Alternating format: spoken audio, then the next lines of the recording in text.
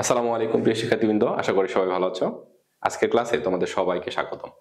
তোমরা যারা এই টার্গেট প্লাস বেসের সাথে যুক্ত আছো এবং যারা এখনো যুক্ত হওনি, তাদের সবার উদ্দেশ্যে আমাদের আজকের এই ক্লাস। আমাদের এই ক্লাস এইচএসসি পরীক্ষা 2025 শুরু হওয়ার পূর্ব পর্যন্ত চলবে। আমাদের এই কোর্সে প্রথম পত্র এবং দ্বিতীয় পত্র মিলে মোট 45টি ক্লাস থাকছে। সেই সাথে প্রথম পত্র এবং দ্বিতীয় পত্রে দুটি করে মোট 4টি সিকিউ সলভ ক্লাস এবং 4টি এমসিকিউ সলভ ক্লাস, এবং প্রতিটি ক্লাসের শেষে ক্লাসে যা পড়ানো হবে তার সব কিছু নোট আকারে তোমরা পিডিএফ ফাইল পেয়ে যাবে, এবং তোমরা চাইলে প্রতিটি ক্লাসের রেকর্ডেড ভিডিও পরবর্তীতে দেখতে পাবে। তোমরা যারা 2025-এর এইচএসসি পরীক্ষার্থী, তারা চাইলে এই কোর্সে অংশগ্রহণ করতে পারো। আমার দৃঢ় বিশ্বাস, তোমরা যদি এই কোর্সে অংশগ্রহণ করো তাহলে প্রত্যেককেই এ প্লাস পাবে ইনশাআল্লাহ। তো চলো আজকের ক্লাসটি শুরু করা যাক। আজকের ক্লাসটি হলো অর্থনীতি প্রথম পত্রের প্রথম অধ্যায় থেকে। আজকের আলোচ্য বিষয় হলো অর্থব্যবস্থা। অর্থব্যবস্থা সম্পর্কিত যত কোশ্চেন আসে আজকের এই ক্লাস থেকে আমরা সব কিছু জানতে পারবো। তাহলে প্রথম বিষয় হলো যে অর্থব্যবস্থা। অর্থব্যবস্থা বা অর্থনৈতিক ব্যবস্থা। তো অর্থনৈতিক ব্যবস্থা কি?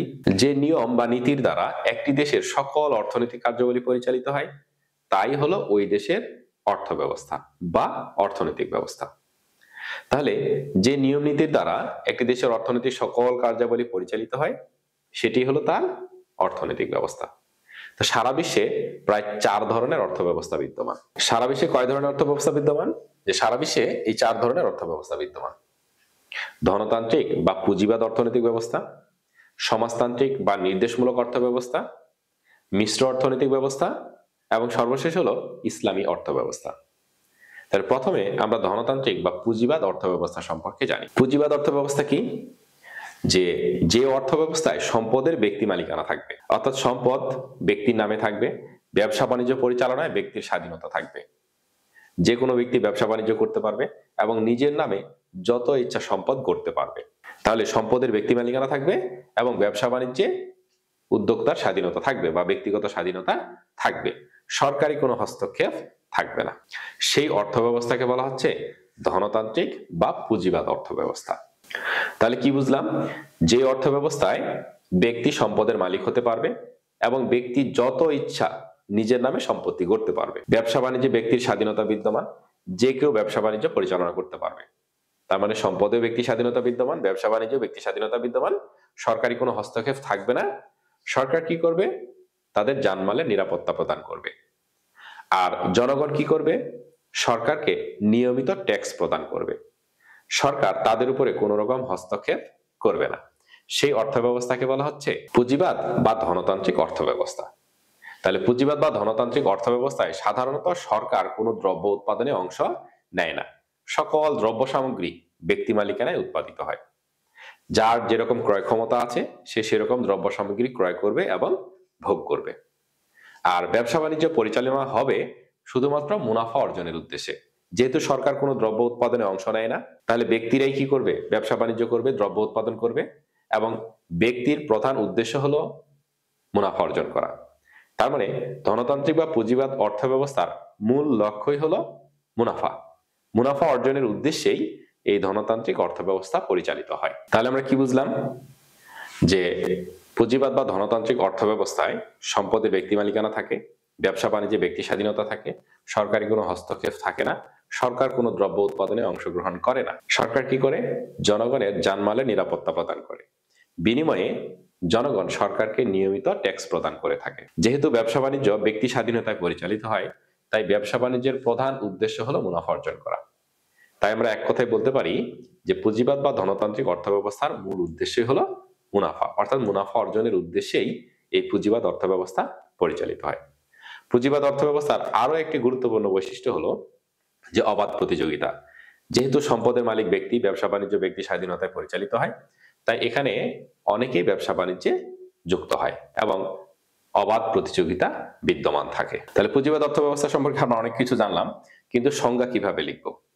তাহলে সংজ্ঞা খুবই ছোট করে লিখবো। যদি 1 নম্বরের জন্য আসে বা 2 নম্বরের জন্য আসে, লিখবো যে অর্থব্যবস্থায় সম্পদের ব্যক্তি মালিকানা বিদ্যমান, ব্যবসা বাণিজ্যে ব্যক্তি স্বাধীনতা থাকে, সরকারি কোনো হস্তক্ষেপ থাকে না, এবং মুনাফা অর্জন যার প্রধান উদ্দেশ্য, সেই অর্থব্যবস্থাকে বলা হচ্ছে পুঁজিবাদ অর্থব্যবস্থা। এবার আমরা পুঁজিবাদ অর্থব্যবস্থার কিছু বৈশিষ্ট্য জেনে নিই। আমরা পুঁজিবাদ অর্থব্যবস্থা সম্পর্কে যে ধারণা নিয়েছি এবং পুঁজিবাদ অর্থব্যবস্থার সংজ্ঞায় যে বিষয়গুলো উল্লেখ করেছি সেগুলোই হলো তার বৈশিষ্ট্য। তাহলে পুঁজিবাদ অর্থব্যবস্থার প্রথম বৈশিষ্ট্য কি লিখতে পারি আমরা? যে সম্পদের ব্যক্তি মালিকানা বিদ্যমান। দ্বিতীয় হলো ব্যবসা বাণিজ্যে ব্যক্তি স্বাধীনতা বিদ্যমান। এরপরে কি জানলাম?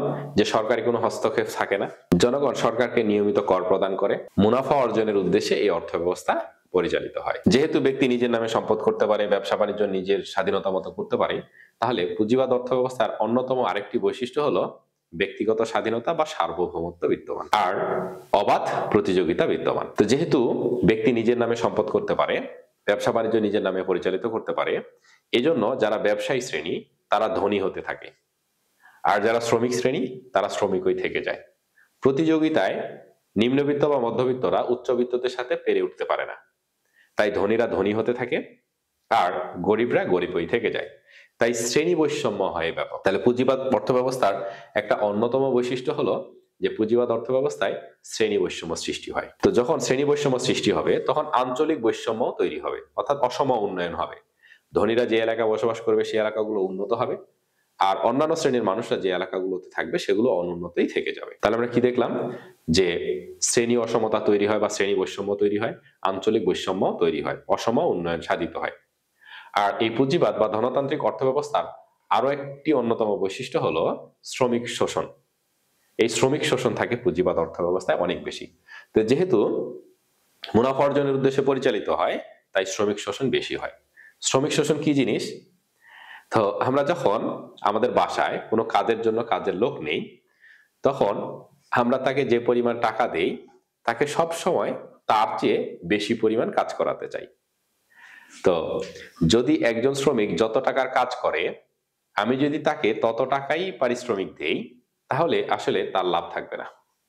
তো পুঁজিবাদ অর্থব্যবস্থায় যেহেতু মুনাফা অর্জনের উদ্দেশ্যে পরিচালিত হয়, তাহলে সবাই চায় কি শ্রমিকদের দিয়ে বেশি বেশি কাজ করাতে। তাহলে তাকে যা পারিশ্রমিক দেওয়া হয় তার চেয়ে যত বেশি কাজ করানো যায়, তাহলে ওই ফার্মের লাভ তত বেশি হবে। তো শ্রমিক শোষণ বিষয়টা হলো যে একজন শ্রমিককে দিয়ে আমি যত টাকার কাজ করাই তাকে তার সমান মূল্যের পারিশ্রমিক দেই না। তো তাকে তার সমান মূল্যের পারিশ্রমিক না দিয়ে যতটুকু কম দেই সেটাই হলো শ্রমিক শোষণ। আর পুঁজিবাদ অর্থব্যবস্থা যেহেতু মুনাফা অর্জনের উদ্দেশ্যে পরিচালিত হয়, তাহলে সবাই চায় যত কম ব্যয়ে কাজ করানো, অল্প টাকা পারিশ্রমিক দিয়ে অনেক বেশি কাজ করানো।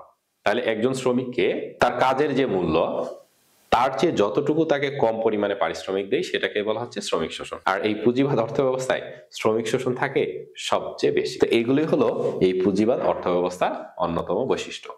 এই পুঁজিবাদ অর্থব্যবস্থার এই বৈশিষ্ট্যগুলো থেকেই আমাদের সাধারণত এমসিকিউ থাকে। কিভাবে এমসিকিউ থাকে?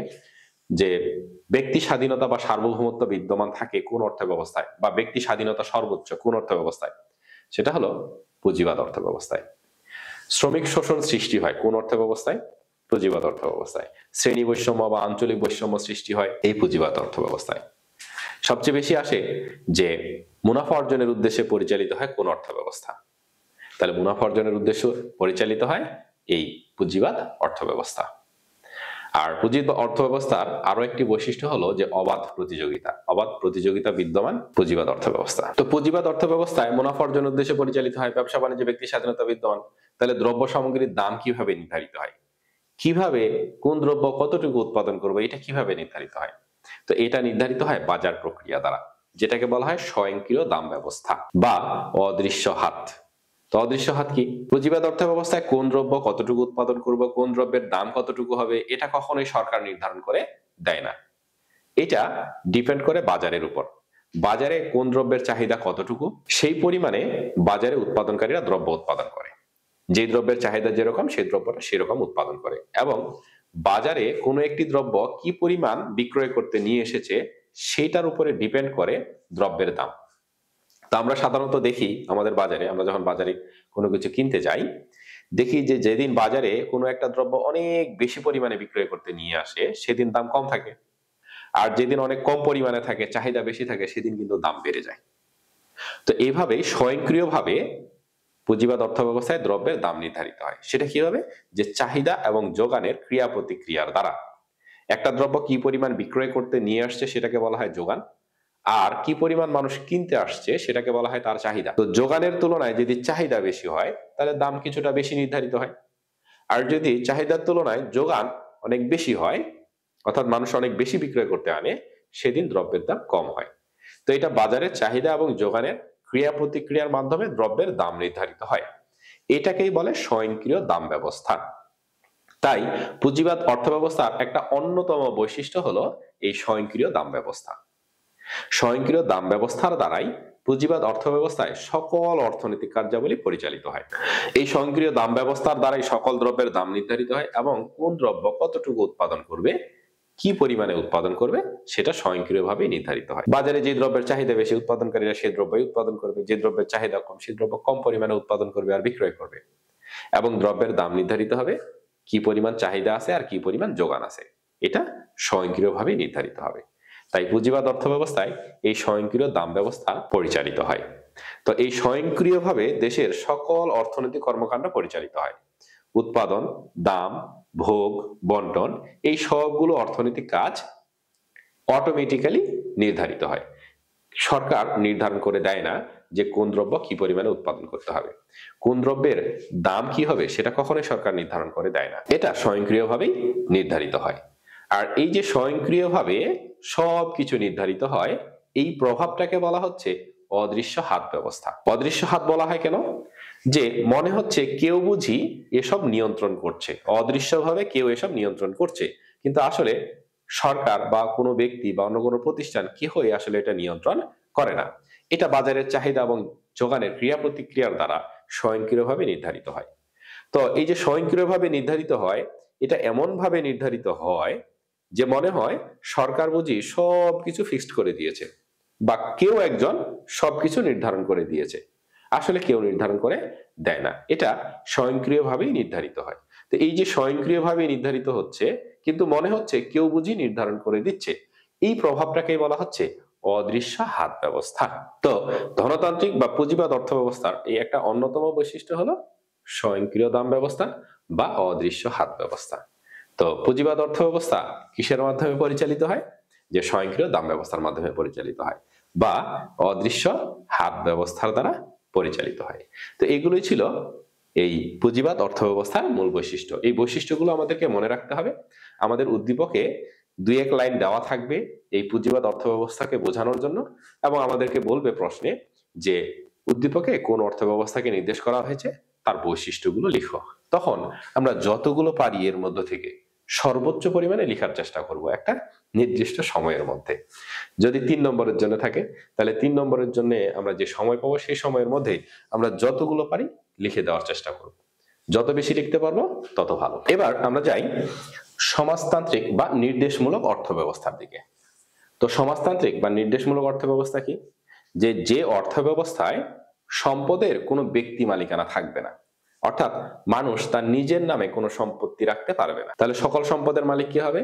সকল সম্পদের মালিক হবে সরকার। তাহলে যে অর্থ ব্যবস্থায় ব্যক্তি নিজের নামে কোনো সম্পদ করতে পারে না, সকল সম্পদের মালিক হবে সরকার, এবং সকল অর্থনৈতিক কার্যাবলী সরকারি নির্দেশক্রমে পরিচালিত হবে বা কেন্দ্রীয় পরিকল্পনা কর্তৃপক্ষের দ্বারা সকল অর্থনৈতিক কার্যাবলী পরিচালিত হবে। সেই অর্থ ব্যবস্থাকে বলা হচ্ছে নির্দেশমূলক বা সমাজতান্ত্রিক অর্থ ব্যবস্থা। তাহলে আমরা কি দেখলাম? যে পুঁজিবাদ অর্থ ব্যবস্থায় সকল সম্পদের মালিক ব্যক্তি, সরকার নিজের নামে বরং সম্পত্তি রাখে না, এবং ব্যবসা বাণিজ্য সবকিছু পরিচালিত হয় ব্যক্তি মালিকানায়। আর নির্দেশমূলক অর্থ ব্যবস্থা ঠিক তার বিপরীত।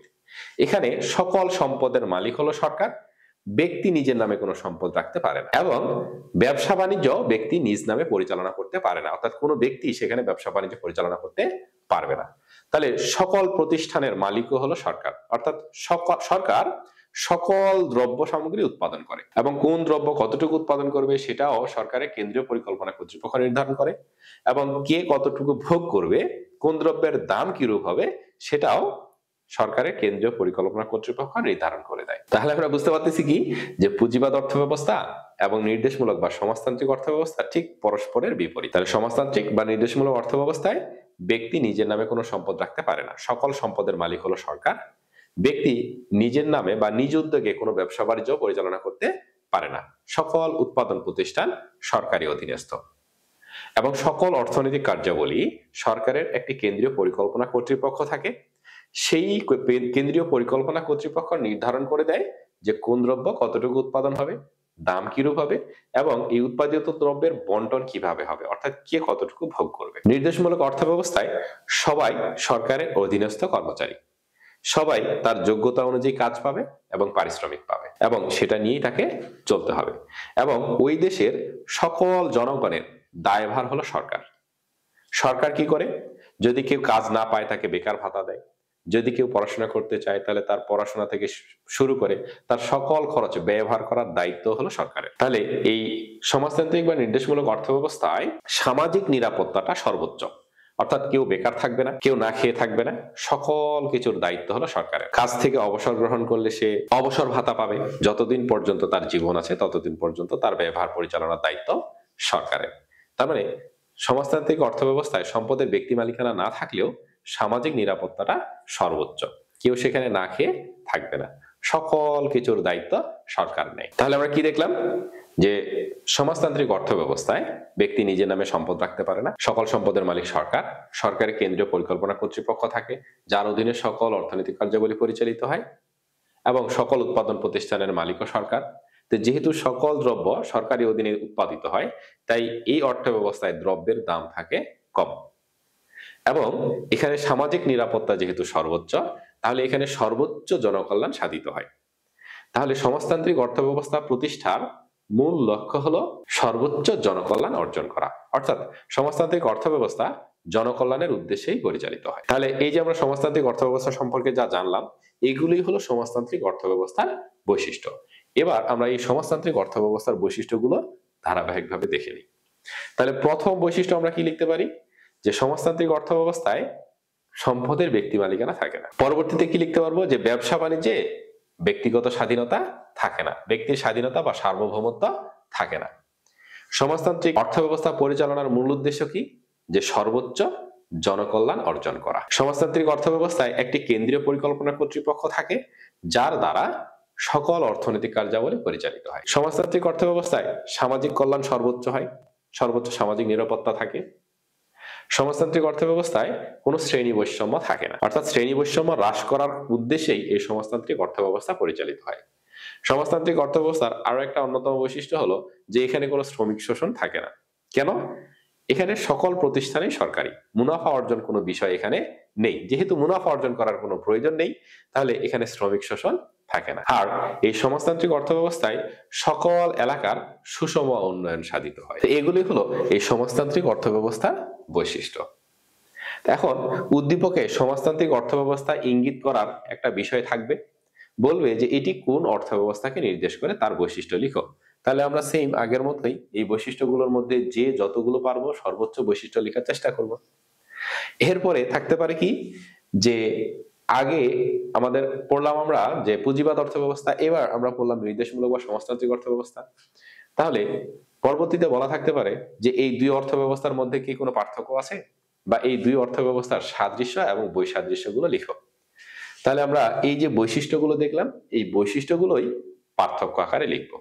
তাহলে প্রথম পার্থক্য কি লিখতে পারি? প্রথম পার্থক্য আমরা জানি যে যে কোনো কিছুর পার্থক্য সংজ্ঞা দিয়ে শুরু করা যায়। তাহলে প্রথম পার্থক্য সংজ্ঞা, তাহলে আমরা সংজ্ঞা দিয়ে শুরু করব। তাহলে এবার আমরা পার্থক্যগুলো দেখে নিই।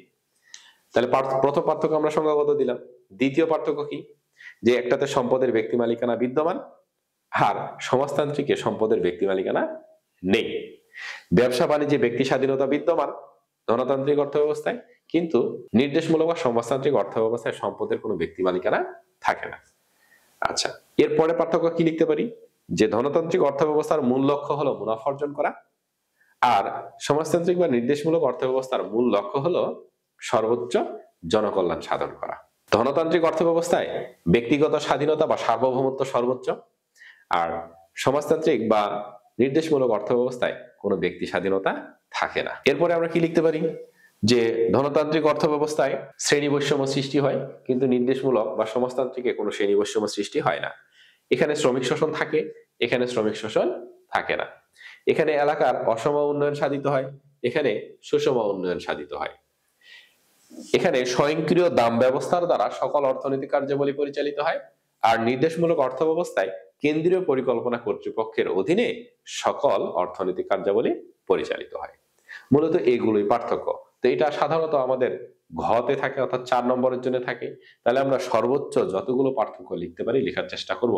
তবে অবশ্যই 5 থেকে 6টার নিচে লিখবো না, 6টার উপরে যতগুলো পারবো তত ভালো। এইগুলোই ছিল এই দুই অর্থ ব্যবস্থার মধ্যে পার্থক্য। এবার আমরা জেনে নিই মিশ্র অর্থ ব্যবস্থা কি।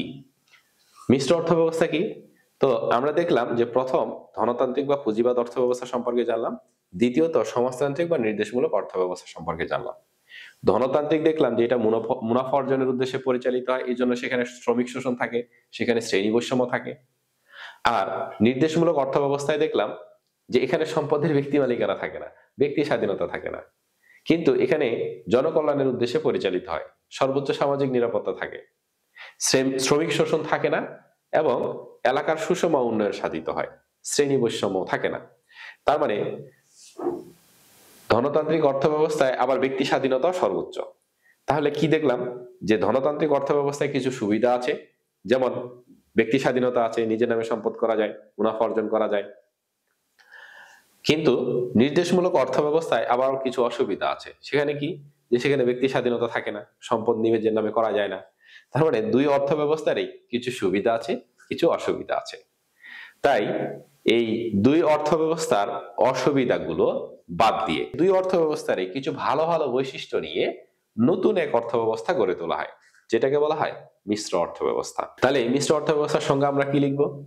যে পুঁজিবাদ বা ধনতান্ত্রিক অর্থ ব্যবস্থার ভালো দিক এবং নির্দেশমূলক বা সমাজতান্ত্রিক অর্থ ব্যবস্থার কিছু ভালো দিক, অর্থাৎ উভয় অর্থ ব্যবস্থার সংমিশ্রণে বা সহাবস্থানে বা ভালো ভালো বৈশিষ্ট্যগুলো নিয়ে নতুন যে অর্থ ব্যবস্থা গড়ে তোলা হয় সেটাকে বলা হচ্ছে মিশ্র অর্থ ব্যবস্থা। তো মিশ্র অর্থ ব্যবস্থা কেন গড়ে তোলা হলো? পুঁজিবাদ অর্থ ব্যবস্থার কিছু সমস্যা আছে। সেটা কি?